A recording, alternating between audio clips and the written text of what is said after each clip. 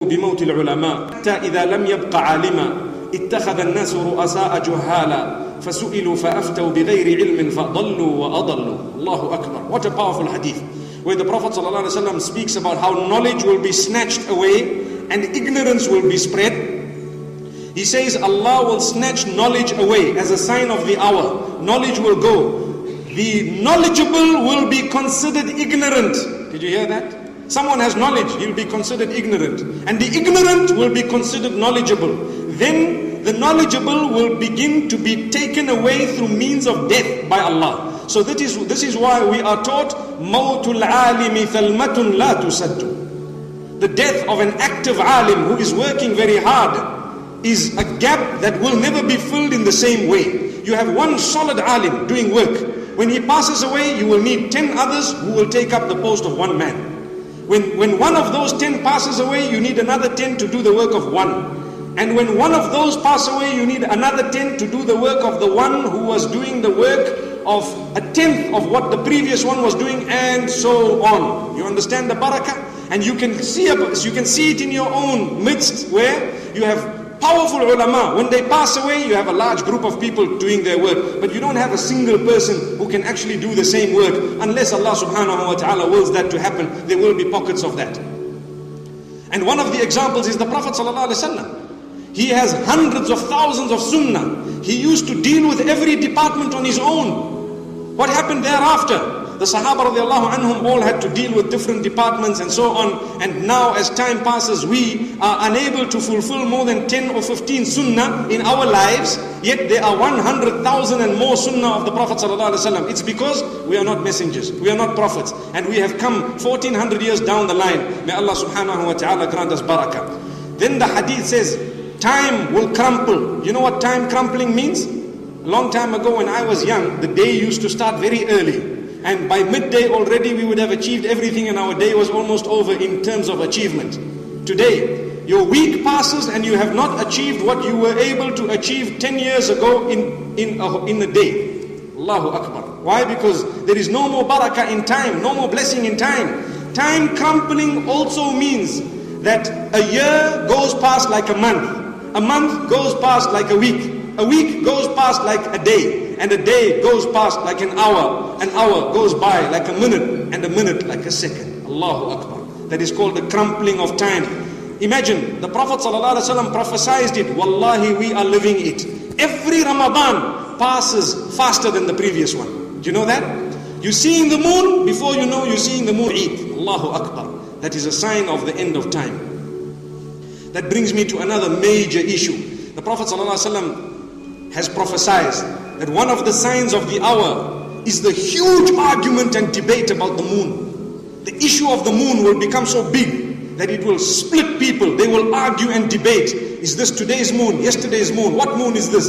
Today, don't you see the moon? Not only was it physically split, but it has split us 3 ways. That's why I always tell people, do you really know that unity is not achieved by having Eid on one day? That's not unity, that's physical togetherness. Unity is achieved when every heart realizes that I have rights over me that need to be fulfilled for the rest, for the others. All creatures have rights over me that need to be fulfilled. When you believe that and practice it, unity will be achieved within 1 second, automatically. The problem with us, we all become our own people. That's another sign of Qiyamah. The Prophet ﷺ says, As-salamu lil-ma'rifah. We greet people only whom we know. We will only greet people we know. Nowadays, we don't greet people. We greet a vehicle because it's nice. You know, the Mercedes, you look at it. You know, why? Because, hey, that's a vehicle. The guy inside, you know, he will never throw 50 rands out of the window. Relax. Allahu Akbar. It's impossible for that to happen. Greet, to sallim ala kulli man arafta wa man lam ta'rif. Can I teach you something? Take your time to greet those who are slightly less privileged. Smile at them, ask them 1 or 2 more questions, not panchat as we call it. Hey, you know what? Tell me something. What happened in your personal life, man? Come on, we're hearing about. What are you talking about? Allahu Akbar. How are you, my brother? How is things? MashaAllah, Alhamdulillah, and so on. These type of questions are good. The minute you start getting into personal issues, they won't want to greet you. Today, one of the difficulties is we abuse the fact that we know each other. Brother, lend me some money, come on. Then we don't want to greet him, because if I greet him, he's going to ask me a favor.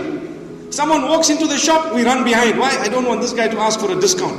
That's why the best thing, do not ask unnecessarily for discounts and so on. And do not burden one another with things, because you pay full price. When he comes to your place, he will pay full price. At least you love one another. Wallahi, you have not lost any love. Remember, for 1 rand and 2 rands discount, we stop greeting each other. For a small problem on inheritance and the problem of a little issue in the home, we stop talking to brothers and sisters for 20 years. That is a sign of the hour. Remember, we are moving signs of the hour. If you have not spoken to family members for so many years, you are a sign of the end of times. A moving sign. Allahu Akbar. So resolve your matters and solve them. And this is why we say, do not just greet people because you know them. Greet those whom you don't know as well. Do not greet people because of their wealth. Greet them even if they are underprivileged. Take your time to greet even children. The Prophet ﷺ, a sunnah of his was he spent a few moments more with children. They are the champions of tomorrow. Do you know the amount of confidence building that happens when you as an adult spends a moment of importance with a child?